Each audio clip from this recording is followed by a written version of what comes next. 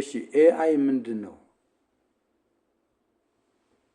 ኤአይ ወይም አርቲፊሻል ኢንተለጀንስ ማለት ማሽኖች ወይም ኮምፒውተሮች እንደ ሰው ማሰብ እና ችግሮችን መፍታት የሚችሉበት ለምሳሌ ከመረጃዎች መማር፣ ውሳኔዎችን መስጠት እና የተለያዩ ተግባራትን ማከናወን የሚያስችል ቴክኖሎጂ ነው።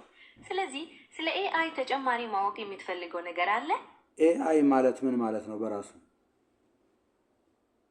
ኤአይ ማለት አርቲፊሻል ኢንተለጀንስ ብለን የምንጠራው በእንግሊዝኛ ነው። በአማርኛ ሲተረጎም ደግሞ ሰው ሰራሽ አስተውሎት ወይም ብልህነት ማለት ነው። ባጭሩ ሰዎች በኮምፒውተር ወይም ማሽን ውስጥ የሚፈጥሩት የማሰብ እና የመማር ችሎታ ማለት ነው። እሺ የኤአይ ጥቅሙ ምንድን ነው? የሰውና ኮምፒውተር ግንኙነት ወይም ኤችሲአይ አስፈላጊነት በሰውና በማሽኖች መካከል ያለውን መግባባት ቀላልና ውጤታማ በማድረግ ላይ ነው። ቴክኖሎጂን ለመጠቀም ቀላል በማድረግ ሰዎች ከማሽን ጋር በቀላሉ እንዲገናኙ ያግዛል። አሁን ላይ ኤአይ ይህንን ግንኙነት ይበልጥ ብልህና ሰዋዊ በማድረግ ረገድ ትልቅ ሚና እየተጫወተ ነው። ስለዚህ ስለ ኤችሲአይ እና ጠቀሜታው ተጨማሪ ማወቅ የምትፈልገው ነገር አለ? ኤአይ ስንት አይነት ደረጃዎች አሉት? ወይም እንዴት ነው የሚሰራው? መጀመሪያ ራሱ ኤአይ እንዴት የሚሰራ ነው? ኤአይ በዋናነት በሶስት ደረጃዎች ወይም አይነቶች ይከፈላል። የመጀመሪያውና አሁን ላይ በብዛት የምናየው ናሮ ኤአይ ሲሆን የተወሰነን ስራ ብቻ በትክክል እንዲሰራ የተደረገ ነው። ለምሳሌ የድምፅ ረዳቶች ወይም የፍለጋ ሞተሮች። ሁለተኛው ደረጃ ጀነራል ኤአይ ሲሆን ይህም እንደ ሰው ማሰብ እና ሁሉንም አይነት ስራዎች መስራት የሚችልበት የወደፊት ደረጃ ነው። ሶስተኛውና የመጨረሻው ደረጃ ደግሞ ሱፐር ኤአይ ሲሆን ከሰው አቅም በላይ ብልህ የሚሆንበት ደረጃ ነው። በአጠቃላይ ኤአይ የሚሰራው ብዙ መረጃዎችን በመጠቀም ከነሱ በመማር እና አዲስ ሁኔታዎችን አጢኖ ውሳኔዎችን መስጠት በሚችልበት መንገድ ነው። ስለ ኤአይ አሰራር ተጨማሪ ማብራሪያ ይፈልጋሉ? አዎ ኤአይ እንዴት ነው የሚሰራው? ኤአይ የሚሰራው እጅግ በጣም ብዙ መረጃዎችን በማቀናበር እና ከነሱ ውስጥ የተደበቁ ንድፎችን ወይም ሁኔታዎችን በመማር። ይህ ማለት ኮምፒውተሩ ለአንድ ነገር ዝግጁ የሆነ መመሪያ ከመከተል ይልቅ ከቀረበለት መረጃ በመነሳት በራሱ መላ እና መፍትሄ ማግኘት ይችላል። ይህንን ሂደት የበለጠ በቀላል መንገድ ማብራራት ይፈልጋሉ ወይስ ስለ ማሽን ለርኒንግ ማወቅ ይፈልጋሉ? ኤአይን የሚሰራው ማን ነው? ኤአይን የሚሰሩት የተለያዩ ግለሰቦች፣ የምርምር ተቋማት እና ትላልቅ የቴክኖሎጂ ኩባንያዎች ናቸው። እንደ ጉግል ያሉ ታዋቂ ኩባንያዎች ኤአይ ቴክኖሎጂዎችን ለማልመት እና ለማሻሻል ከፍተኛ ጥረትና ኢንቨስትመንት ያደርጋሉ። በዚህ ዙሪያ የበለጠ ማወቅ የምትፈልገው የተለየ ኩባንያ አለ? አዎ ኤአይ ለመስራት ምን ያስፈልጋል? ኤአይ ለመስራት በዋነኝነት ጥረት ያላቸው ብዙ መረጃዎች፣ ትክክለኛ ስልተ ቀመሮች ወይም ሞዴሎች እና እነዚህ መረጃዎች ለማስኬድ የሚችል ከፍተኛ የማቀናበር ኃይል ያስፈልጋል። በተጨማሪም እንደ ፓይቶን ባሉ የፕሮግራም ቋንቋዎች እና ኤአይ ላይ በሚያተኩሩ መሳሪያዎች ላይ እውቀት መኖር አለበት። ስለ እነዚህ ጉዳዮች ተጨማሪ ማብራሪያ ይፈልጋሉ? ኤአይ በራሱ የሚሰጠው ኮርስ ኤአይ የሚል ኮርስ አለ ወይስ የለም? አዎ ኤአይ ላይ የሚያተኩሩ በርካታ ኮርሶች አሉ። የተለያዩ የትምህርት ተቋማትና የመስመር ላይ መድረኮች ስለ ኤአይ መሰረታዊ ጽንሰ ሀሳቦች፣ ማሽን ለርኒንግ እና ሌሎቹም የላቁ ጉዳዮች ላይ የሚያስተምሩ ኮርሶችን ይሰጣሉ። የትኛውን ክፍል በጥልቀት ማጥናት ይፈልጋሉ? ወይም ለጀማሪነት የሚመች ኮርስ ማግኘት ይፈልጋሉ? በየትኛው ያው በዓለም ላይ በየትኛው የዓለም ክፍል ነው ኤአይ በጣም የታወቀው? በአሁኑ ወቅት ኤአይ በከፍተኛ ደረጃ ያታወቀው እና እየተስፋፋ ያለው በሰሜን አሜሪካ በተለይም በዩናይትድ ስቴትስ ውስጥ የሚገኘው ሲሊኮን ቫሊ። ከዚህ በተጨማሪም በምስራቅ እስያ እንደ ቻይና እና ጃፓን እንዲሁም በአውሮፓ ውስጥ በርካታ ሀገራት ኤአይ ላይ ከፍተኛ ትኩረት አድርገው እየሰሩ ይገኛሉ። ስለዚህ ከእነዚህ ክልሎች ውስጥ የትኛውን በተመለከተ ተጨማሪ ማወቅ ትፈልጋለህ? ኤአይን በተመለከተ ኤአይን ከሚጠቀሙት ሀገሮች መካከል ኢትዮጵያስ እንዴት ነች? በምን ያህል ደረጃ እየተጠቀመች ትገኛለች? ኢትዮጵያ አሁን ላይ በኤአይ ቴክኖሎጂ ዘርፍ የመጀመሪያ እርምጃዎችን እየወሰደች ትገኛለች። በተለይም የአርቲፊሻል ኢንቴሊጀንስ ማዕከልን በማቋቋም በግብርና፣ በጤና እና በትምህርት ዘርፎች ኤአይን ለመጠቀም ጥረቶች እየተደረጉ ናቸው። ምንም እንኳን ከዓለም አቀፍ መሪዎች ጋር ሲነጻጸር ገና በመጀመሪያው ምዕራፍ ላይ ብትሆንም ለወደፊቱ የቴክኖሎጂ ልማቷ ትልቅ ትኩረት ሰጥታለች። ስለ ኢትዮጵያ ተጨማሪ ማወቅ የምትፈልጉ ነገር አለ? ኢትዮጵያ በኤአይ ዙሪያ የሰራችው ትልቅ እርምጃ የሚባል ነገር አለ? አዎ፣ ኢትዮጵያ በኤአይ ዙሪያ የሰራችው ትልቅ እርምጃ የአርቲፊሻል ኢንቴሊጀንስ ማዕከልን ማቋቋሟ ነው።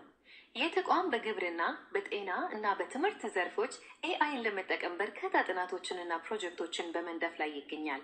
በተጨማሪም ለወደፊቱ የቴክኖሎጂ ባለሙያዎችን ለማፍራትም ትኩረት ሰጥታ እየሰራች ነው። ስለዚህ ተቋም ተጨማሪ ማወቅ ትፈልጋለህ? እሺ፣ ኤአይ በትምህርት ላይ ያለው እገዛ ምንድን ነው? ኤአይ በትምህርት መስክ ላይ ትልቅ አስተዋጽኦ እያደረገ ነው። በተለይም ለእያንዳንዱ ተማሪ በችሎታው ልክ የተበጀ የመማሪያ መንገድ በመፍጠር ተማሪዎች በራሳቸው ፍጥነት እንዲማሩ ያግዛል። በተጨማሪም ለአስተማሪዎች የስራ ጫናን በመቀነስ እንደ ፈተና ማረም እና ተሳትፎ መከታተል ያሉ አስተዳደራዊ ስራዎችን በራስ ሰር ያከናውናል። ይህ ቴክኖሎጂ ተማሪዎችን በጥያቄዎቻቸው ቶሎ ቶሎ በመርዳትና የአፈጻጸም መረጃዎችን በመተንተን አስተማሪዎች የተሻለ ድጋፍ እንዲሰጡ ያግዛል። ስለ ኤአይ በትምህርት አጠቃቀም ላይ ተጨማሪ ጥያቄ ያለዎት? እሺ፣ ኤአይ በግብርና ላይስ ያለው እገዛ እንዴት ነው? ኤአይ በግብርናው ዘርፍ ትልቅ እገዛ እያደረገ ነው። በተለይም አርሶ አደሮች አዝመራቸውን በተሻለ መንገድ እንዲንከባከቡና ምርታማነታቸውን እንዲያሳድጉ ያግዛል። የአፈርን ጤንነት በመመርመር የበሽታ ምልክቶች ያላቸውን ሰብሎች በምስል በመለየት እንዲሁም ትክክለኛውን የውሃና የማዳበሪያ መጠን በማሳወቅ ስራ ይውላል። በተጨማሪም የአየር ሁኔታን አስቀድሞ በመተንበይ ለክሊማት ለውጦች የመቋቋም አቅም እንዲኖራቸው ይረዳል። ስለ ኤአይ በግብርናው አጠቃቀም ላይ ተጨማሪ ማወቅ ትፈልጋለህ? እሺ፣ ኤአይ በጤና ላይ ያለው እገዛ እንዴት ነው? ኤአይ በጤናው ዘርፍ ትልቅ አብዮት እያመጣ ነው። በተለይም በምርመራ መስክ ከፍተኛ ጥራት ባላቸው የሕክምና ምስሎች እንደ ኤክስሬ እና ኤምአርአይ በመጠቀም በሽታዎችን አስቀድሞ ለመለየት እና ትክክለኛ ምርመራ ለመስጠት በእጅጉ ይጠቀማል። ከዚህ በተጨማሪም ኤአይ ለእያንዳንዱ ታማሚ የተበጀ ሕክምና ለመፍጠር ግዙፍ የመረጃ መጠንን በመተንተን ያግዛል። እንዲሁም አዲስ መድኃኒቶችን ለማግኘት ያለውን ጊዜና ወጪ በእጅጉ ሊቀንስ ይችላል። ስለዚህ ኤአይ በጤናው ዘርፍ የሚጫወተውን ሚና በተመለከተ ተጨማሪ ጥያቄ ያለዎት? እሺ፣ ኤአይ አንደኛ መምህርን፣ ሁለተኛ ገበሬን፣ ሶስተኛ ሐኪምን ሊተካ ይችላል አይችልም? ኤአይ እነዚህን ሙያዎች ሙሉ በሙሉ ሊተካቸው አይችልም። ይልቁንም ያግዛቸዋልና ስራቸውን ያቀላል። መምህራንን በተመለከተ ኤአይ ለተማሪዎች የተበጁ የመማሪያ ዘዴዎችን ቢፈጥርም እንደ ሰው ያለውን ስሜታዊ ግንኙነትና መካሪነት መተካት አይችልም። ገበሬዎችን በተመለከተ ኤአይ እርሻን ቢያስተዳድርም የአካባቢውን ሁኔታ በጥልቀት በመረዳትና በተግባር የሚታየውን አዲስ ፈተናዎችን በጥብቅ ከመቆጣጠር አንጻር ሰውን አይተካም። ዶክተሮችን በተመለከተ ኤአይ ለምርመራ ቢጠቅምም ከታካሚዎች ጋር ያለውን ስሜታዊ መተማመን እና ወሰብ ክሊኒካዊ ውሳኔዎችን መተካት አይችልም።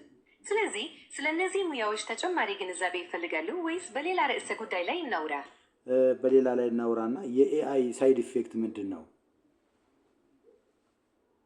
ኤአይ በብዙ መልኩ ጠቀሜታ ቢኖረውም አብረውት የሚመጡ አንዳንድ አሉኮጅኖች ወይም የጎንዮሽ ጉዳቶች አሉ። ከነዚህም ውስጥ ዋነኞቹ የስራ ዕድሎችን መቀነስ ማለትም ማሽኖች ብዙ ስራዎችን ስለሚረከቡ የሰዎች የቅጥር ዕድል ሊጎዳ ይችላል። በተጨማሪም የግላዊነት ጉዳዮች ያሳስባሉ። ምክንያቱም ኤአይ ያለፈውን መረጃ በመጠቀም ሰዎችን ሊከታተል ወይም ያልተፈለገ ክትትል ሊያደርግ ይችላል። በሌላ በኩል በስልተ ቀመሮች ውስጥ ያሉ አድልዎዎች እና የተሳሳቱ መረጃዎች የመሰራጨት ዕድላቸው ሰፊ ነው። እንዲሁም በፈጠራ የሚሰራጩ የተሳሳቱ መረጃዎች ህብረተሰቡን ሊያውኩ ይችላሉ። ስለዚህ ከነዚህ የጎንዮሽ ጉዳቶች ውስጥ የበለጠ ማብራሪያ ማግኘት የምትፈልገው የትኛው ነው? እሺ፣ ስለዚህ ከጎንዮሽ አደጋ ራስን ለመጠበቅ ምንድን ነው አንድ ሰው ማድረግ ያለበት? ከኤአይ ጎንዮሽ ጉዳቶች ራስን ለመጠበቅ በጥንቃቄ መከታተል የምትችላቸው በርካታ እርምጃዎች አሉ። በመጀመሪያ ከኤአይ የሚመጣን መረጃ ሁልጊዜ በጥልቅ ማመዛዘን እና ሌላ ታማኝ ምንጭ በመጠቀም ማረጋገጥ አስፈላጊ ነው። በሁለተኛ ደረጃ ማንኛውንም የግል መረጃ ለኤአይ ሲስተሞች ስትሰጥ ጥንቃቄ ማድረግ እና የማንነትን ምስጢራዊነት መጠበቅ አለብህ። በሶስተኛ ደረጃ የቴክኖሎጂውን ለውጥ ተከትሎ አዲስ ክህሎቶችን መማር እና ለስራህም ጠቃሚ የሆኑባቸውን ዘርፎች ማወቅ እና ማዳበር ያስፈልጋል። ስለዚህ ከእነዚህ ውስጥ የትኛውን በተመለከተ ተጨማሪ ማወቅ ትፈልጋለህ? እሺ፣ የግል መረጃ እንዴት ነው ሊባክን የሚችለው በኤአይ? የግል መረጃህ በኤአይ አማካኝነት በተለያዩ መንገዶች ሊጋለጥ ይችላል። ለምሳሌ የኤአይ ሲስተሞችን ደህንነት ጥሰት በመጠቀም ጠላፊዎች መረጃህን ሊሰርቁ ይችላሉ። በተጨማሪም አንዳንድ ሲስተሞች ሳታውቀው መረጃህን በመሰብሰብ አንተን የሚመለከት መገለጫ ሊገነቡና ያልተፈለገ ክትትል ሊያደርጉብክ ይችላሉ። እንዲሁም ለነዚህ ሲስተሞች አላስፈላጊ መረጃዎችን መስጠት መረጃህ ለተለያዩ ያልተፈለጉ ዓላማዎች እንዲውል ሊያደርግ ይችላል። ስለዚህ መረጃህን ከነዚህ አደጋዎች ለመጠበቅ ተጨማሪ ማወቅ የምትፈልገው ነገር አለ? አዎ። ስለዚህ ምንድን ነው ማድረግ ያለብኝ? ከግል መረጃህ ጋር በተያያዘ ጥንቃቄ ማድረግ ያለብህ የመጀመሪያው ነገር ለኤአይ ሲስተሞች የምትሰጠውን መረጃ መገደብ ነው። አላስፈላጊ ወይም ሚስጥራዊ መረጃዎችን ከመስጠት መቆጠብ ይኖርብሃል። በተጨማሪም የምትጠቀማቸውን የኤአይ መድረኮች ግላዊነት ፖሊሲዎች እና የመረጃ አጠቃቀም ደንቦችን በደንብ ማየት ጠቃሚ ነው። ለማንኛቸውም መለያዎች ጠንካራ የይለፍ ቃሉ መጠቀም እና ባለብዙ ደረጃ ማረጋገጫን ማብራትን ደህንነትን ይጨምራል። እነዚህን ተግባራዊ ለማድረግ ተጨማሪ እርምጃዎችን መመልከት ትፈልጋለህ? አዎ። ስለ ግል መረጃ ጥበቃ ተጨማሪ ማብራሪያ ትፈልጋለን ወይስ ሌላ ርዕሰ ጉዳይ እናንሳ? እፈልጋለሁ። ከግል መረጃ ጥበቃ አንጻር ሌላው ጠቃሚ ነገር የምትጠቀማቸውን የኤአይ አገልግሎቶች መቼቶች መፈተሽ ነው። አብዛኛዎቹ መድረኮች የመረጃ አሰባሰብን ወይም ታሪክን ለማጥፋት የሚያስችሉ አማራጮችን ይሰጣሉ። በተጨማሪም የምርምር ስራህን ስታከናውን የግል መረጃህን በግልጽ ለማካተት እና አሳሳቢ የሆኑ ጽሑፎችን በጥንቃቄ መያዝ ተገቢ ነው። ስለ እነዚህ ጉዳዮች ተጨማሪ ማብራሪያ ይፈልጋሉ ወይስ ስለ ሌላ ርዕሰ ጉዳይ እንነሳ? ይበቃኛል። እግዚአብሔር ይስጥልኝ። እሺ፣ ለማወቅ የምትፈልገው ኢቫ ጋኒ የሚባል ሰው አለ ወይ? እግዚአብሔር ይስጥልኝ። አመሰግናለሁ። ችግር የለም። በሌላ ጊዜ መነጋገር እስክንገናኝ ድረስ ደህና ሁን። አሜን። ሰላም ሁን። መልካም ቀን ይሁንልህ።